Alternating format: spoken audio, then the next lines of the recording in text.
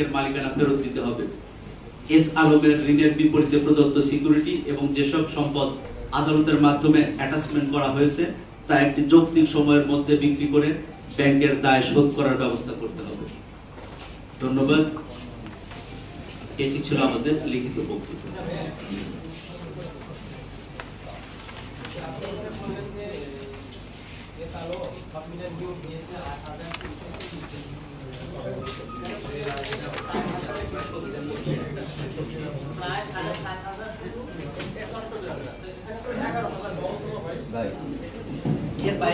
এর বাইরে হলো চট্টগ্রামের বাইরে।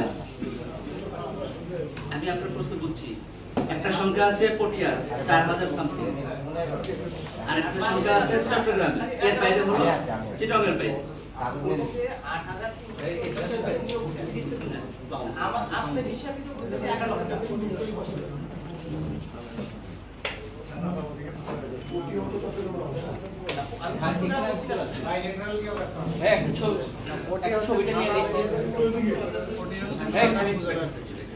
ছবিটা নিয়ে নিন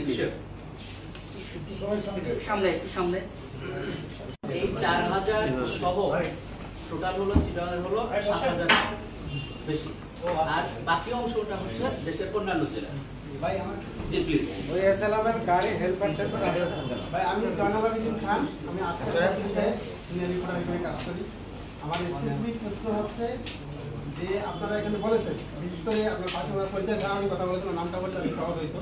আমি আতাউল্লাহ নাইব, বাংলাদেশ পুঁজিবাজার বিনিয়োগকারী সম্মিলিত পরিষদের সভাপতি এবং আমি ইসলামী ব্যাংকের একজন গ্রাহক। একটু আমার পাশে বাম পাশে যিনি আছেন তার পরিচয় দিয়ে দিচ্ছি। তিনি হচ্ছেন আমাদের সবার শ্রদ্ধেয় আব্দুল হক ভাই। উনি ইসলামী ব্যাংক গ্রাহক ফোরামের আহ্বায়ক এবং এপিসিসি এর সাবেক পরিচালক। আমার প্রশ্ন হচ্ছে যে উনি বলেছেন যে এই ব্যাংকের মালিকানা 2017 সালের 5 জানুয়ারি মালিকানা হস্তান্তরের পুঁজিবাজার একটা শর্ত দিয়েছেন। লিখিতভাবে কোনো সার্বজনীন বা কোনো ডিটেইলস কিনা এরকম কোনো চিন্তা আছে কিনা? অনেক ধন্যবাদ আপনাকে। আরেকটা প্রশ্ন সম্পূর্ণ প্রশ্ন আছে আমার, যে আপনারা এখানে আজকে ঘোষণা দিয়েছেন যে বৃহস্পতিবারের মধ্যে তাদের যদি না করা হয় আপনারা কি ধরনের ঘোষণা দিতে পারেন? সেটা ঘোষণা আজকে দেওয়ার সুযোগ আছে। আমরা সমাবেশ, আমি আপনার প্রথম প্রশ্নের উত্তর আগে দিই।